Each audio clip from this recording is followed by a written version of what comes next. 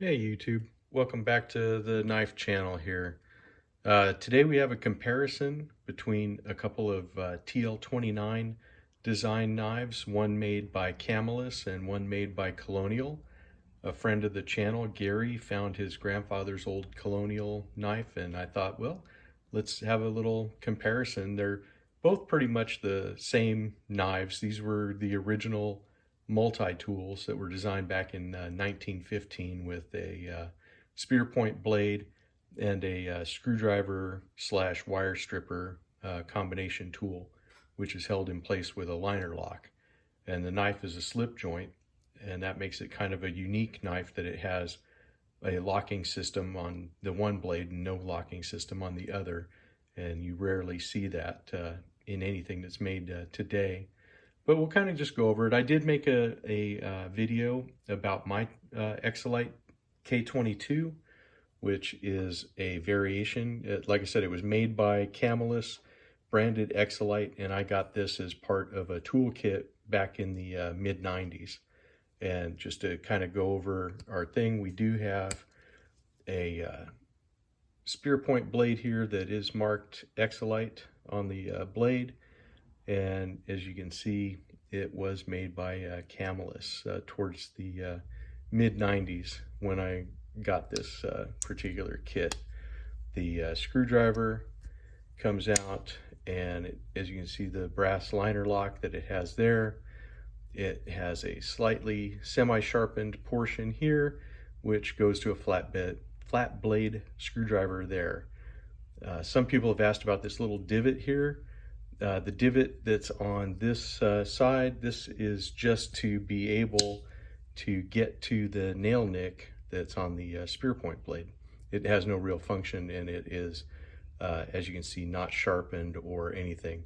Some people were saying you could possibly use this like the Swiss Army strippers, where you kind of lay a wire in there and then run it on this. But this knife in this position, as you can tell, it has no anything that would stop it from closing down, so there's not really any kind of good way to hold that in place for stripping. And someone else took me to task saying that these were the best for wire stripping and stuff, and I agree. You know, if you're doing 2 or 3 wires to strip, that's fine.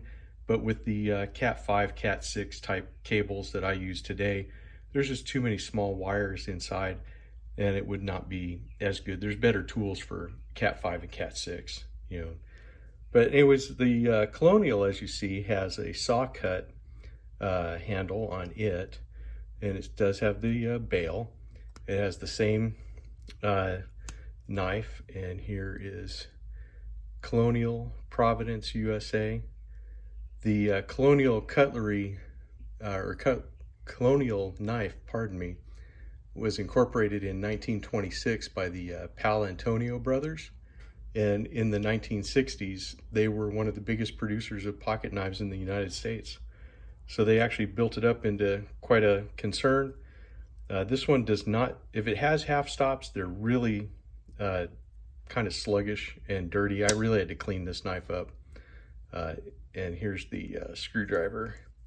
Now this one does have a little divot here, which I was checking out. It doesn't seem like it's got any kind of sharpened edge. Now this does have a sharpened edge on it, and it's actually longer than the Camillus one. The Camillus ends about right there, and so the stripping area is a little smaller.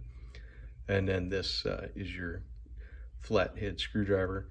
Now this screwdriver, if you notice, if we go into comparison, this one has these strengthening ridges, which make it, I think, a lot more rigid. This one just kind of has this little, almost like a saber type, grind on it, which is, I think, probably not as strength or as strong as this one, but it's kind of interesting to, tell. I mean, I don't know which one actually is stronger, but that's just my guess. As you can tell, the Camillus blade is much thicker on it than the one from Colonial. The Colonial ones, what is kind of interesting is that they right now currently hold the I guess the national stock number for these. So if you're with a government agency and you know about national stock numbers to order everything, they still have one in Colonial. We will be producing that knife. Now that's the new Colonial. The old one is out of business. The original one, they sold that name back in the early 2000s. Anyways, doing some measuring on this. The Colonial weighed in at 3.3 ounces, and the Camillus was 3.8.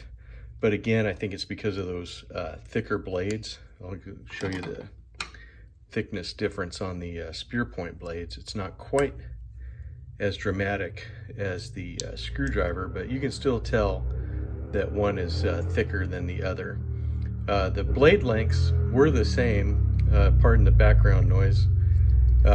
We do have 3-inch blades with 2 5/8 cutting edge on the Camillus, with a 2.5 cutting edge on the Colonial.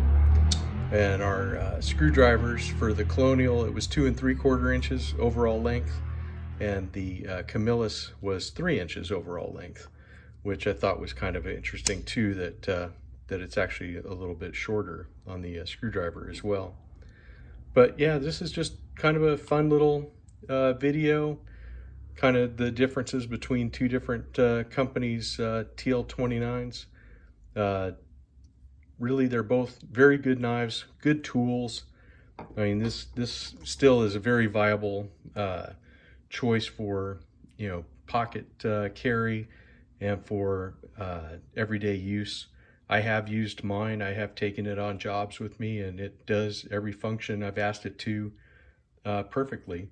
And like I said in my other video, the only reason these guys aren't really known or used as much is because of these guys.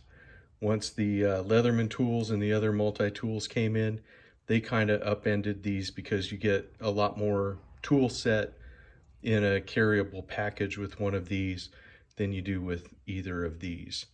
You know, so that's just my take on it. Let me know if you agree.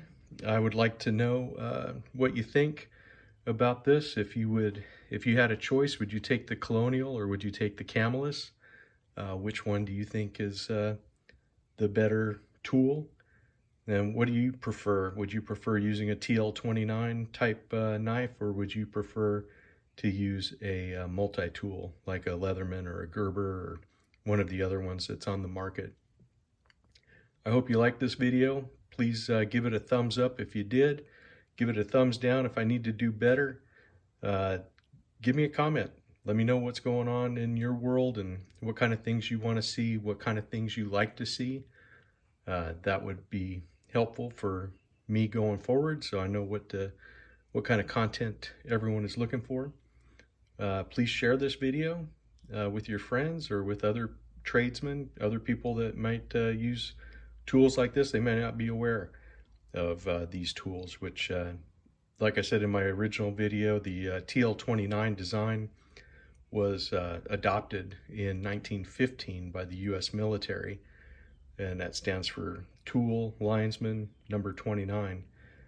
So it's kind of an interesting tool. It's been around for a long time. I think everybody probably has one squirreled away, you know, from an uncle or a grandpa or their dad or something. They're just cool little tools. But anyways, like I said, you know, let me know what you guys think. Give me a comment. I'll catch up with you all later, and I'll see you in the next one. Thanks for watching.